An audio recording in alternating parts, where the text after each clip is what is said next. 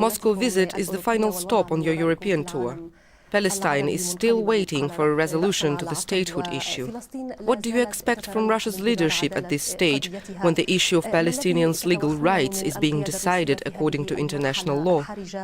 The Russian Federation, as well as the Soviet Union before it, has been regarded as one of the key and principal hopes for the Palestinian people. Since the 1970s, when the late Palestinian president Yasser Arafat visited Moscow, our nations have enjoyed good relations. It's not only the result of the role that Russia plays in the region, but also due to the fact that Russia is a great power, a member of the United Nations Security Council and a member of the Quartet of Middle East Mediators. This is why we focus so much on strengthening our relations, and why we expect Russia to play a positive role. Recently, the Quartet took a number of steps calling for negotiations. Without doubt, we coordinate our position with Russia and several other countries to get an understanding of where Palestine stands, what it should do and what it shouldn't. This is why we visited the UK, Germany, and have now come to Russia. We hope that the talks with Israel, currently underway in Jordan, will result in a positive outcome. But if they fail, we would need to have a list of further steps to be taken. And in putting together that action list, we want to listen to the opinions of the countries I mentioned earlier, and Russia in particular. Mr. President, talking of negotiations, some time ago you said the Quartet was leaning towards Israel and you froze the talks for 16 months. What prompted you to start those so-called exploratory talks with Israel in Oman, talks that revealed many contradictions across several areas of the peace process, talks that apparently failed to yield any positive results so far? Yes, that's true. These meetings revealed a lot of contradictions in our positions. Those were talks just for the sake of talking, unfortunately. But we don't want to miss a single opportunity. We've never stopped negotiating with Israel. Even with George Mitchell as the US envoy, we continued an exchange of opinions at the meetings held within exploratory or indirect talks. We have never shunned mutual contacts. To be honest, we've never broken off negotiations with Israel. So there was no 16-month pause? There were no grounds for negotiations because of Israel. The basis for negotiations is the acceptance of the 1967 borders, or any other positions agreed by both parties. That's not our unilateral stance, it's the position of the international community. Of course, it's closely linked with the issue of security, which is a huge problem for us. We don't accept the Israeli concept of security. It would be another 40 years of occupation of our legitimate territory. This concept's name is further occupation. You've been often criticized for saying there's no point in continuing the 20-year-long negotiations. That has put you under constant pressure from the US and Israel. However, you have repeatedly fought off those accusations, saying that there is no alternative to peace talks. Why are you so confident?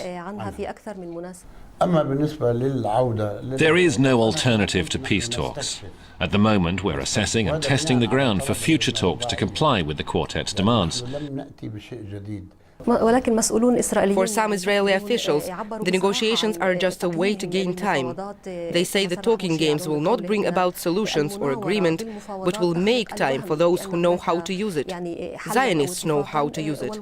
What stands behind that statement? It means they want to preserve the status quo, something we completely reject. All illegal settlements, all illegal buildings must be torn down and removed from Palestinian territories.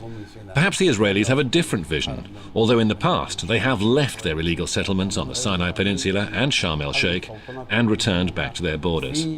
We have the same situation in Lebanon.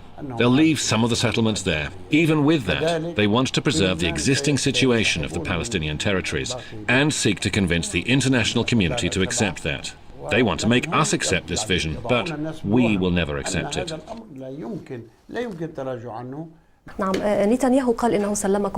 Benjamin Netanyahu said that he gave you a 21-point proposal detailing the Israeli position. By doing so, he refused to meet in Ramallah, despite his earlier promise.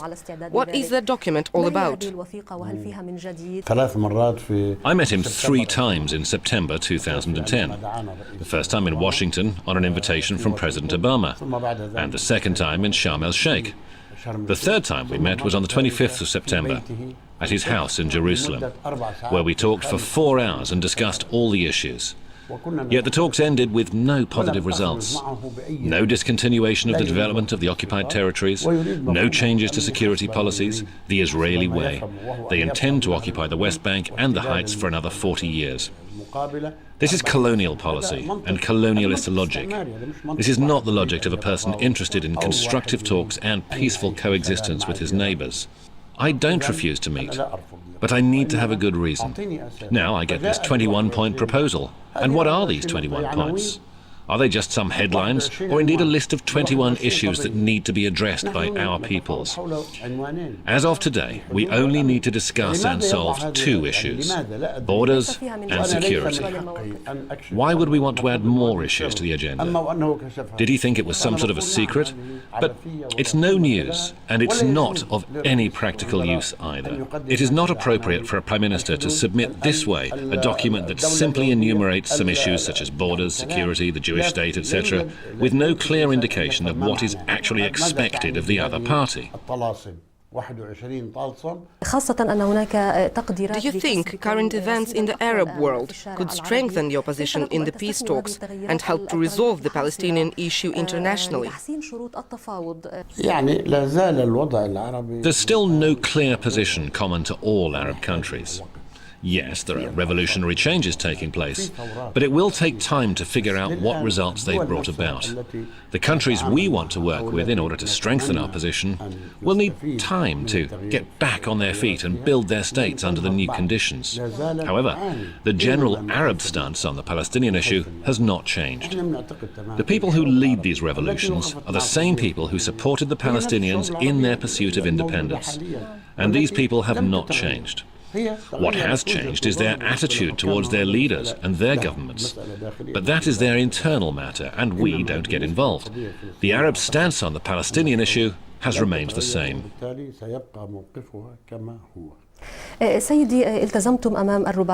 Mr. President, you promised the quartet that you wouldn't take any action at international level until January the 26th. But if the talks do fail, according to Nabil Shah, you have plans to mount unprecedented diplomatic pressure on Israel to make it feel completely isolated, rather like South Africa when the international community condemned apartheid. Is that true? We want to live together, to coexist with Israel. But at the same time, we want to stop its illegal settlements on the land that doesn't belong to it. We want to tell the world that Israel's policy is unlawful. Their occupation of our land is illegal. But we're not saying that Israel as a state doesn't have a legal right to exist. So the diplomatic campaign that's underway is a legal one. We have already been recognized by 130 states, and I'm sure that in the near future, the list will grow to include 150, 160 countries. It's our duty to continue this work. What is going to happen after January the 26th? At the beginning of February, the Arab Peace Initiative Follow-up Committee will hold a meeting where we'll present a full report on what has been done and what still needs to be done, as well as our vision of the future of the peace process. We'll work out our final positions based on the committee's decisions. But we don't want to pile up all of our plans. There needs to be a certain order.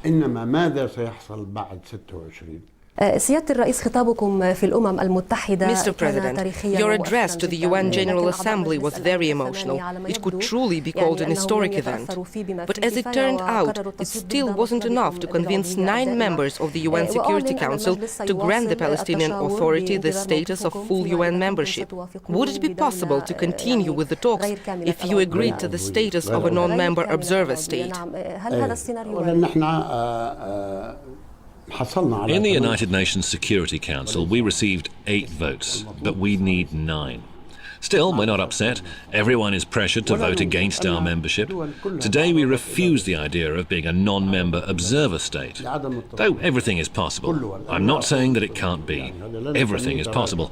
If you ask me about the official position of the Palestinian state on this issue, I'll give you the answer. We seek full membership. We will apply for a second, for a third time, etc., until we get our bid approved.